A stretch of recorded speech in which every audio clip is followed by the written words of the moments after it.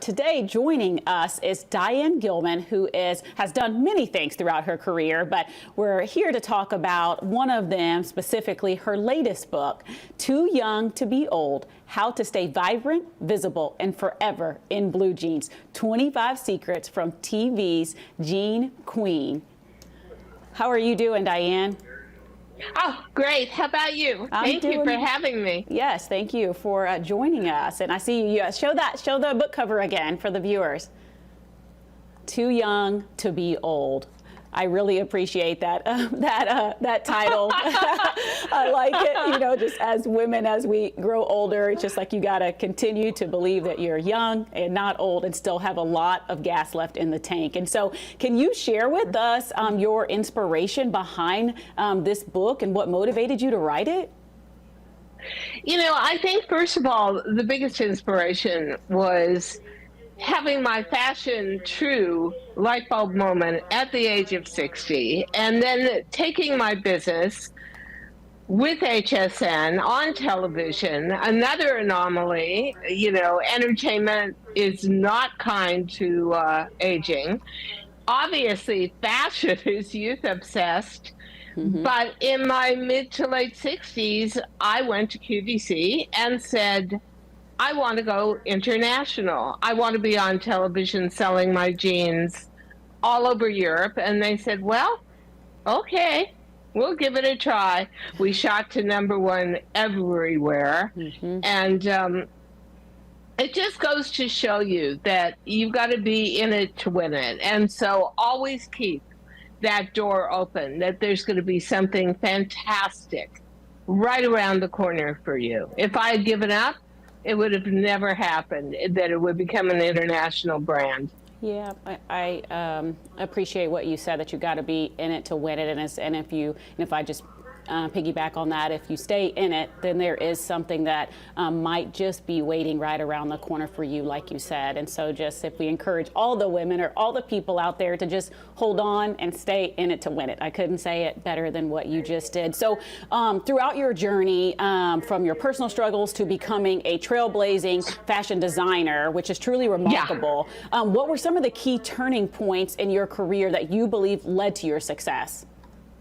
I think, and we'll go through this quickly because I've lived a lot of years, so there were a lot of turning points. But in the 60s, meeting Cher and also meeting Jim Morrison and the Doors, Janis Joplin, and I dressed all of them in denim. Wow. It was a much more casual industry then. Well, at a certain point, I thought, okay, I love rock and roll, but I'm in my mid-20s. I've got to do something professional. So I gathered together money, bought an airline ticket, came to New York, only knew one person, had to get a job, got a job at Bloomingdale's, went home at night and sewed my own little collection. So my next big breakthrough was meeting the fashion coordinator of Bloomingdale's, not really meeting her, more like attacking her as she walked across the second floor. And I was discovered by Bloomingdale's, and they actually gave me all the windows of the 59th Street store in the big springtime ad campaign, gave me New York Times ads one after another, all for free, actually funded me to make my collection. So that was great. Mm-hmm. Then around 1992, somebody put a piece of fabric in my hand and said, close your eyes, what is this? And I said, buckskin suede. They said, no, washable silk. I said, don't be ridiculous, you can't wash silk. And they said, but now you can. And so I introduced washable silk to America, and that was huge for me in my department store days. So every department store in America at one point had the Diane Gilman washable silk collection. Things happened. I got into a lawsuit with my partners. They weren't exactly being fair. They were not playing fair. And during that time, I couldn't design and put my name on a label. And one day, and here's the big breakthrough, I got a call from somebody saying, "Are you Diane Gilman?" And I thought, I don't know. Do I want to say yes? I said, "Okay, yeah. Um, we're QVC. We'd love to have you come on television." I said, "Okay, come on. Who is this? I know this is a joke." And they said, "No, it's not a joke. It's for real." I said, "Well, I'm so sorry, but I can't use my full name with a fashion collection." And their answer was, "Oh, we've got plenty of you on TV. No problem. We'll just call you Diane." Okay, so I brought washable silk to tele-retail through QVC and then HSN. And then the breakthrough moment, again, was waking up one day and saying, "What happened to me? I was like the cool girl on the block. I can't wear denim now. If you're not wearing denim, you're not cool." And thinking, okay, stop trying to find a brand that fits you. They all want a customer 30 years younger. I was 59 at the time. Just take your measurements and make a custom-made jean for yourself. Well, I loved that jean so much. I wore it every single day. You could hardly get it away from me just to wash it so I could put it on again. And then I thought, you know what? If I love it so much, wouldn't millions of women over the age of 50, 55 love a jean that truly celebrated their body, not a 20-year-old's body? So I pitched my idea. It went crazy. And to date, I think we've sold almost 22 million jeans. Wow. On air. Wow. Yep. That's amazing. So you've just described, quite the path and trials that you've been through, and also joys. So, and in your book, you are trying to help people navigate their paths towards vibrant, fulfilling life. And so in your book, can you highlight a few of those 25 secrets that you give people that you think are most impactful? Well, I think the first thing I would say is, do not see this third, I call it the third chapter of your life, as purposeless or inactive. In other words, be the empowerment of your own life, and think to yourself, okay, the kids are out of the house, or I don't live near the grandkids. What do I want to do with this time? I know that when I left tele-retail, and I left tele-retail to actually develop other talents, I had a plan. But most people do not make a plan for this part of their life, and they just assume that they're going to be in the background and it's going to be a decline. Honestly, my 70s, even including breast cancer, have been the most productive and the happiest years of my life. I formed a game plan. So be purposeful. And my big thing is, when I was young, everything bothered me. I was like, oh, I don't like this, and I don't like that, and I don't like the microphone I'm using on TV, and you know the drill. Don't sweat the small stuff. Use your energy wisely. And the third thing I would say is, you've still got a lot left to give. Believe in yourself. And that truth is, we live in a society that worships youth. But in fact, half of America is 55 years old and over. We are actually the majority, but we don't even act like the silent majority. And so understand your power. And when I decided to leave tele-retail and pursue something new, because I'd always been a risk taker as a younger woman, I really reviewed what was I good at if I was going to leave fashion behind. Well, I enjoy having a microphone and being in front of a camera. I found that I absolutely loved having my own podcast, Too Young to Be Old. And then we jumped into the top 10 podcasts for women over 55. And then I'm writing again. I got asked to be part of an international women's anthology book. And I'm finding all these new opportunities that you would never think you would get after the age of 70 even, but I left myself open for them and I pursued them, and I know how much they mean to me. So give yourself a chance. I say believe in yourself, and it is never too old to dream, and make your dreams come true. Yeah, that's such great advice. And so it sounds like it's very important to you to uplift women of all ages. Diane, oh, yeah, Diane, that is my whole purpose. Yeah, I don't know. Okay. I'm a crowd pleaser. I always want my audience to be happy. But I think that I've been given so much in life, even though I had huge amount of challenges. I think I have had so many opportunities, and I was born with talent, and I was born with a way to express it, and the resilience to constantly come back and move up. I just want to give back. I want that to be my legacy. I want women from 55 onwards to know that they mean something, they're important, and they can do something possibly totally new with their lives and find a lot of fulfillment in these years.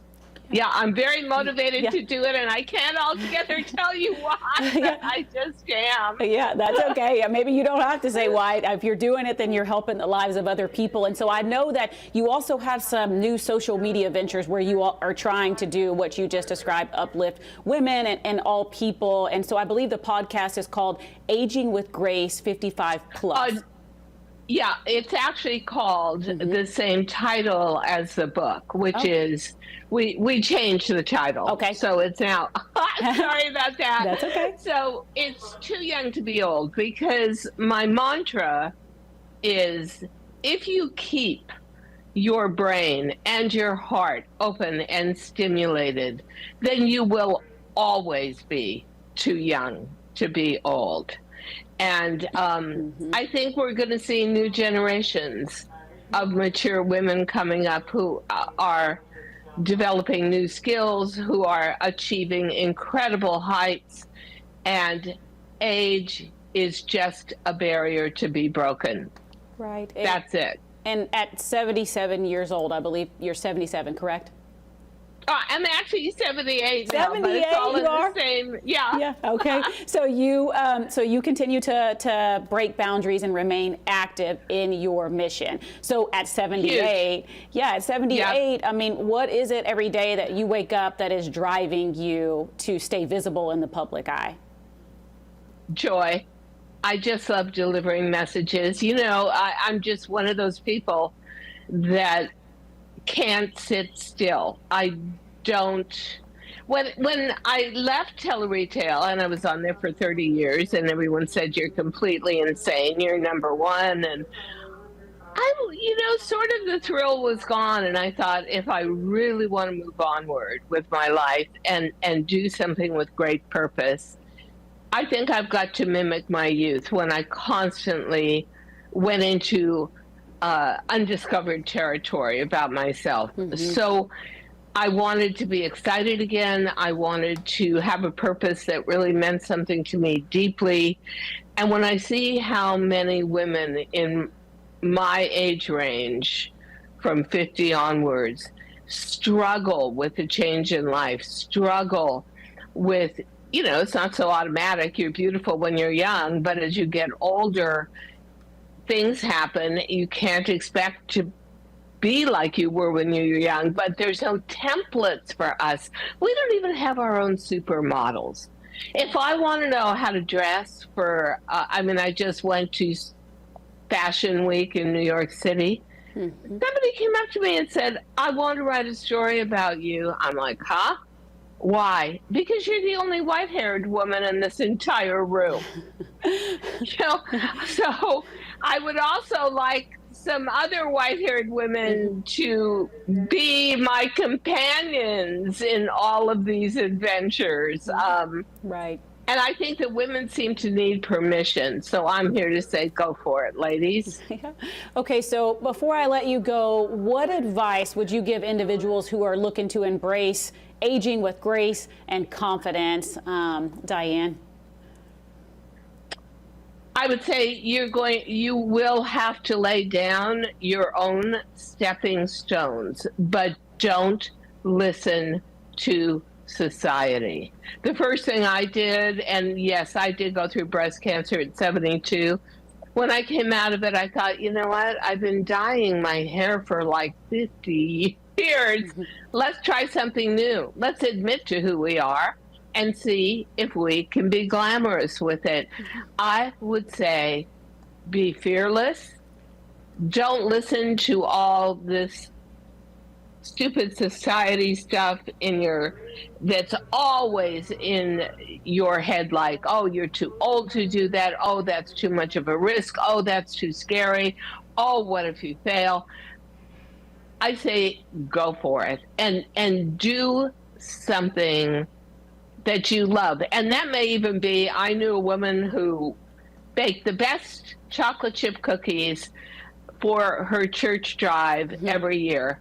As she got older and the kids left home, she started baking them and taking them to a local bakery. They sold out instantly. Then she started a catering service, and now she's got this huge national brand. And they are the gooeyest, best chocolate chip cookies ever. But the point was, she loved doing something. She followed her heart, and she is now immersed in success. And nothing feels quite as good as being successful. So whatever it is, just say to yourself, I can do it, and go for it. Yeah, that's great advice. I love chocolate chip cookies, by the way. And so me too. And also, you're rocking your white hair, so you go, girl, because it looks good on you. And thank you. You're welcome. And so what I take, there's so many lessons that you shared today, but just to recap for the viewers, you said to be fearless, to go for it, to stick with it. You do not know what is waiting for you around the corner, and just believe in yourself. And so again, to our viewers in East Texas, this is Diane Gilman, the Gene Queen herself.